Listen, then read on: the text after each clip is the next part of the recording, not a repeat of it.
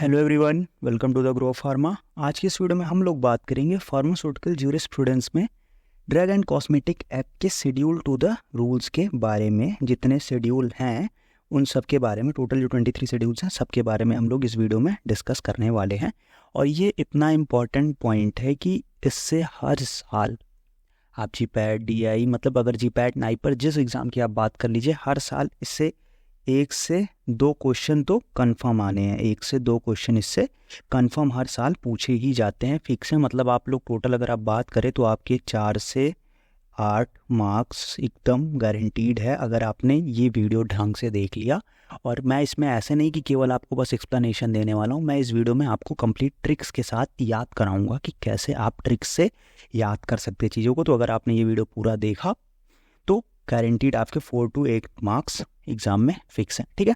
तो वीडियो को स्टार्ट करें, बट उससे पहले मैं आपको बता दूं कि ये शॉर्ट वीडियोस की रिवीजन सीरीज़ अपनी चल रही है। इसमें सारे इंपॉर्टेंट टॉपिक्स पे वीडियोस आ रहे हैं और भी कई सारे जब तक जीपैट एग्ज़ाम तक आएंगे तो वो सारे जाके चेकआउट कर लेना। और उसके अलावा जी चैनल पे फार्माकोलॉजी ट्रिक सीरीज, जिसमें फार्माकोलॉजी की क्लासिफिकेशन ट्रिक के साथ कराई गई है, वो चल रही है, सेम कोग्नोसी के लिए है। उसके साथ टॉपिक वाइज PYQs भी हैं। तो एक बार इस वीडियो के बाद जाके चैनल चेकआउट जरूर कर लेना, वो बहुत ज़्यादा हेल्पफुल होने वाला है आप लोगों के लिए, ठीक है। तो वीडियो स्टार्ट करें उससे पहले वीडियो को लाइक करो और चैनल को सब्सक्राइब करो। तो आ जाओ यार, स्टार्ट करते फटाफट से।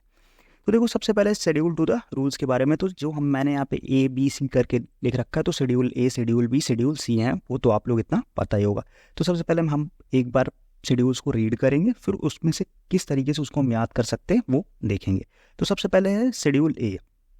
अब शेड्यूल A का क्या है कि perform for application for the licences, issue and renewal of the licences for sending memoranda under the act. मतलब क्या है कि आपको लाइसेंस के लिए एप्लीकेशन देना हो या लाइसेंस को इशू कराना हो या रिन्यूअल कराना हो, तो आपको कौन से शेड्यूल के थ्रू काम करना पड़ेगा? शेड्यूल A के लिए। तो अब सिंपल सी बात है, A फॉर एप्लीकेशन, ये जो वर्ड है, ये वर्ड यहाँ से पकड़ लो।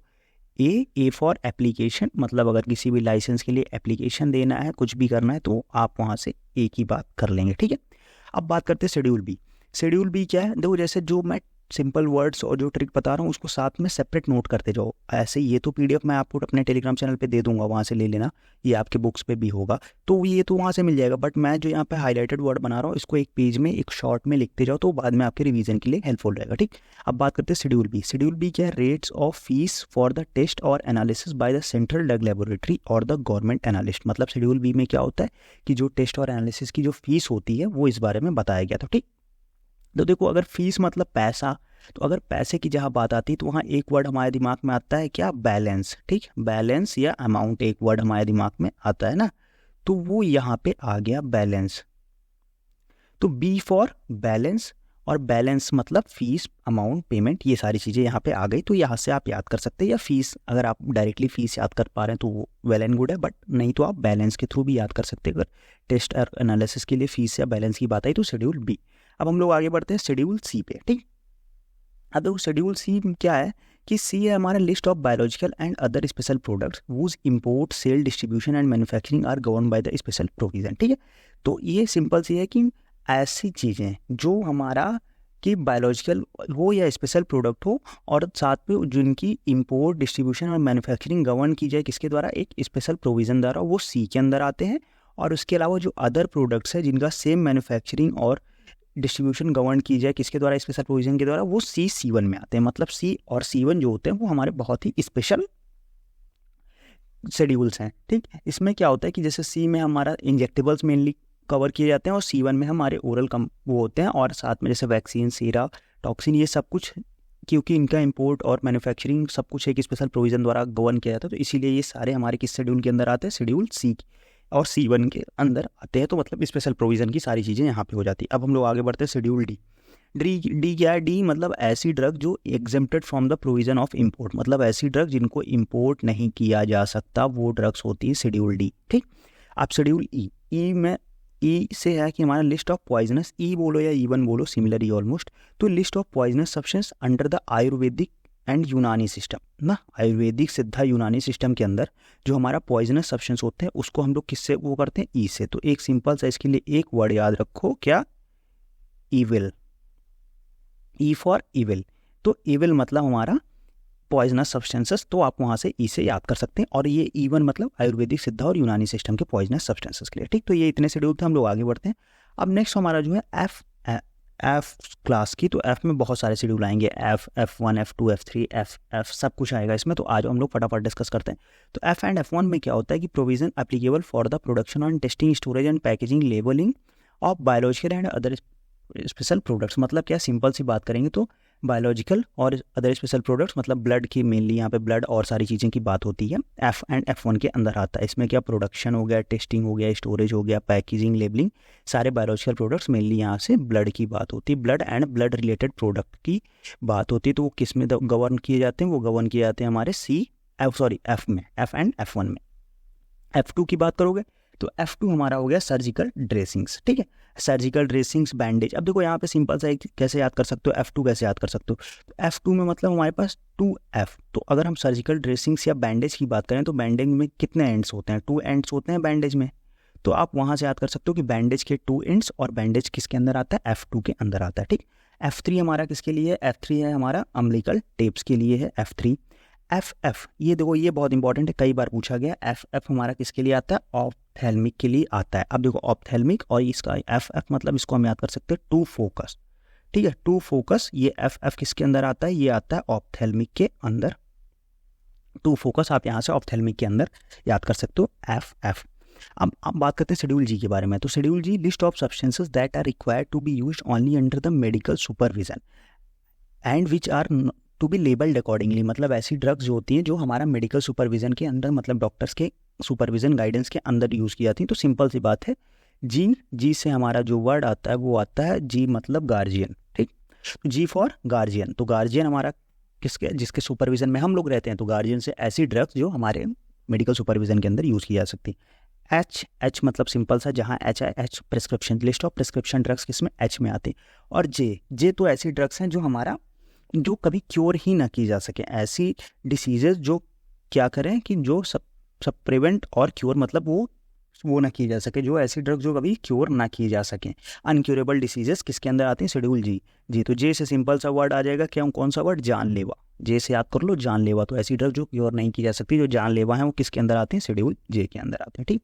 Schedule K drug exempted from certain provision relating to manufacture of drugs, मतलब ऐसी ड्रग्स होती है जिनकी मैन्युफैक्चरिंग, एक प्रोविजन जिसमें ड्रग्स को मैन्युफैक्चर नहीं किया जा सकता, मतलब लो लाइसेंस। इसके लिए क्या होनी चाहिए, ऐसे ड्रग के लिए लाइसेंस की जरूरत नहीं होती मैन्युफैक्चरिंग के लिए। तो वो ये जो ड्रग होती है वो शेड्यूल के अंदर आती है, ओके टाइप की ड्रग होती है। ओके टाइप की ड्रग मतलब नॉर्मल आप मैन्युफैक्चरिंग कर सकते हो इसकी, ठीक। चलो आगे बढ़ते हैं हम लोग शेड्यूल के बाद। शेड्यूल एम क्या होता है, GMP, जहाँ पे शेड्यूल M मतलब GMP। तो GMP requirement for factory premises, plants and equipments, good manufacturing practices. GMP मतलब गुड मैन्युफैक्चरिंग प्रैक्टिसेस, किसके लिए, फैक्ट्री प्रेमाइसेस, प्लांट्स और इक्विपमेंट्स के लिए हमारे पास आता है शेड्यूल M, ठीक है। और शेड्यूल L भी आता है। तो शेड्यूल L जो है, L1 आता है GLP, गुड लेबोरेटरी प्रैक्टिसेस करके आता है, तो वो उतना इंपॉर्टेंट नहीं है। बट अगर आप जैसे M से GMP तो L से GLP भी याद कर सकते हैं, ठीक। M1 की बात करेंगे तो requirement for factory premises for homeopathic preparation. देखो M क्या है कि factory premises, plants and equipments की बात हो गई। M1 क्या हो गया कि वो होम्योपैथिक प्रिपरेशन के लिए हो गई, और M2 जो हो गया हमारा कॉस्मेटिक्स के लिए हो गया, ठीक। तो M तो नॉर्मल ड्रग्स के लिए हो गया, M1 हमारा होम्योपैथिक प्रिपरेशन, और M2 हमारा कॉस्मेटिक प्रिपरेशन, GMP। मतलब सिंपल सी बात करो तो GMP रिक्वायरमेंट फॉर हमारा नॉर्मल प्रिपरेशन के लिए M, अगर GMP requirement for homeopathic preparation के लिए हमारा M1, और GMP रिक्वायरमेंट फॉर कॉस्मेटिक के लिए M2। तो पहले ड्रग, फिर होम्योपैथिक, फिर कॉस्मेटिक, वो लीस्ट इंपॉर्टेंट चीज़ें, तो वो हमारा M2 उसके बाद आ जाएगा, ठीक। अगर हम बात करेंगे तो M3 भी एक होता है। M3 अगर हम देखेंगे तो M3 होता है किसके लिए, मेडिकल डिवाइसेस के लिए M3 होता है, ठीक। और N में क्या होता है, list of minimum equipment for efficient running of pharmacy, मतलब फार्मेसी को चलाने के लिए जितना इक्विपमेंट की ज़रूरत होती है मिनिमम, तो जितने मिनिमम इक्विपमेंट्स की नीड होती है हमें, ठीक है, जितने मिनिमम इक्विपमेंट्स की हमें क्या होती है, नीड होती है फार्मेसी के लिए, वो किसके अंदर आते हैं, वो आते हैं शेड्यूल N के अंदर में। N मतलब नीड से आवश्यकता, ठीक। शेड्यूल O जो होता है वो हमारे पास किसके लिए आता है, वो डिसइंफेक्टेंट के लिए आता है। अब डिसइंफेक्टेंट फ्लूइड हमारे कैसे, जैसे डेटॉल हो गया, लाइजॉल हो गया, फिनॉल हो गया, ये सारे डिसइंफेक्टेंट। तो सिंपल सी देखो, जैसे डेटॉल में भी O आ रहा है, लाइजॉल में O आ रहा है, फिनॉल में O आ रहा है, तो वो सारे हमारे डिसइंफेक्टेंट उसके अंदर, उससे हम याद कर सकते हैं, ठीक। Disinfectant fluid schedule O। अब बात करते हैं शेड्यूल P। O के बाद P मतलब life period of drug. Schedule P हमारे किसके लिए अंदर आती है, लाइफ पीरियड के ऑफ ड्रग के अंदर आती। इसको सिंपल से याद कर सकते हो, पी से पीरियड, तो वहाँ से आप याद कर सकते हो। अब शेड्यूल क्यू में हमारे पास क्या आता है कि शेड्यूल क्यू में हमारे पास list of coal tar colour permitted to be use in cosmetics, मतलब ऐसे कलर जो ड्रग्स एंड कॉस्मेटिक्स में यूज़ करने के लिए परमिटेड होते हैं वो किसके अंदर आते हैं, क्यू के अंतर्गत आते हैं। तो क्यू से हम याद करेंगे कलर्स। और आर हमारे पास standard for the mechanical contraceptives, condoms, जैसे कि मैकेनिकल कॉन्ट्रासेप्टिव्स जो होते हैं उनके स्टैंडर्ड के लिए कौन सी शेड्यूल यूज़ होती है, वो शेड्यूल आर। तो आर से सिंबल आप याद कर सकते हो कि रबर, आर से आप क्या याद कर सकते हो, रबर याद कर सकते हो। और रबर, क्योंकि देखो मैकेनिकल कॉन्ट्रासेप्टिव्स जो है वो मेनली रबर के बने होते हैं, तो आर से रबर और रबर से वो मैकेनिकल कॉन्ट्रासेप्टिव्स। अब बात करते हैं शेड्यूल एस मतलब कॉस्मेटिक्स। अब देखो कॉस्मेटिक्स लगा के क्या होता है, कॉस्मेटिक्स जब आप लगाओगे तो क्या बन जाओगे आप, सुंदर बन जाओगे। और सुंदर किससे स्टार्ट हो रहा है, एस, तो एस मतलब कॉस्मेटिक्स, सुंदर। तो इस ऐसे देखो छोटे छोटे वर्ड्स हैं जो आप याद कर सकते हो, जो आपको इंस्टेंट स्ट्राइक करेंगे जब आप एग्जाम में देखोगे तो। ठीक, चलो आगे बढ़ जाओ। अब शेड्यूल टी पे आते हैं, एस के बाद शेड्यूल टी के काम क्या है कि टी हमारा जो है वो है requirement of factory premises and hygienic condition for Ayurvedic, सिद्धा एंड यूनानी ड्रग्स। मतलब क्या सिंपल सा है वो कि हमारा जो जीएमपी प्रैक्टिसेस आयुर्वेदिक, सिद्धा एंड यूनानी के लिए होती है वो शेड्यूल टी के अंतर्गत आती है ना। तो ये टी मतलब ट्री, टी से आप याद कर सकते हो ट्री। और ट्री जैसे कि आयुर्वेदिक सिस्टम में मेनली जो ड्रग्स होती है किससे, प्लांट से ही तो मिलती हैं, तो टी से ट्री आप यहाँ से भी एक ट्रिक बना के याद कर सकते हो। अब बात करते हैं शेड्यूल यू है हमारा particular to be shown in the manufacturing raw material and analytical record of the drug. तो यू का मतलब होता है कि हमारा जो रिकॉर्ड्स ड्रग की रखी जाती हैं वो यू में आती हैं, और सेम रिकॉर्ड अगर कॉस्मेटिक की बात कर लेंगे तो वो U1 में आ जाएगी। ठीक, अब बात करते हैं शेड्यूल वी हमारी जो होती है पेटेंट एंड प्रोप्राइटरी मेडिसिन के लिए होता है, standard for patent and proprietary medicine. अब देखो वी हमारा सिंपल सा एक है, वी फॉर आप याद कर सकते हो वैल्यू। अब देखो किसी के लिए वैल्यू या वैल्यूएबल, तो अगर कोई पेटेंट कोई का बंदा करा रहा है किसी मेडिसिन की तो उसके लिए तो वैल्यूएबल चीज़ है ना वो, तो वहाँ से वी याद कर सकते हो कि वी की वैल्यू। ठीक, अब W list of drug which is to be marketed under the generic name of the only, मतलब ऐसी ड्रग जो केवल जेनरिक नामों के अंदर मार्केटेड हो सकती है। जेनरिक ड्रग्स की बात करेंगे तो कौन सा शेड्यूल आ जाएगा, शेड्यूल डब्ल्यू।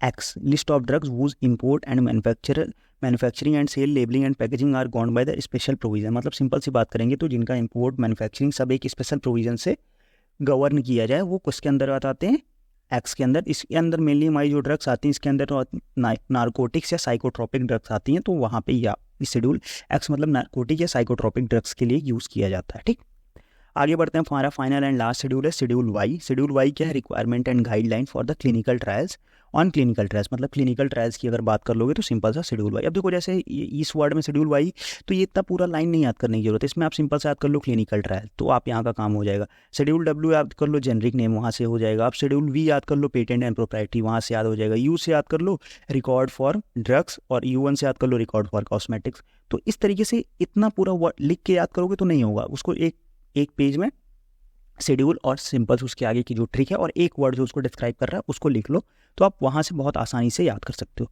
ठीक है, तो थैंक यू, ये था आज का पूरा वीडियो शेड्यूल। आई होप आप लोगों को शेड्यूल याद हो गए होंगे, एक बार इसको फिर से प्रैक्टिस कर लेना, कंप्लीटली याद हो जाएगा। ठीक है, और भी वीडियोस आने वाले ज्यूरिस्प्रूडेंस से रिलेटेड, तो चैनल को सब्सक्राइब करके रखो और साथ में जाके टेलीग्राम चैनल ज्वाइन कर लो, ग्रो ऑफ फार्मा के नाम से है।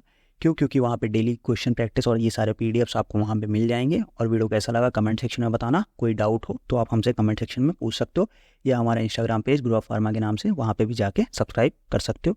तो फिर आज की वीडियो में इतना ही, मिलते हैं नेक्स्ट वीडियो में, तब तक के लिए बाय बाय।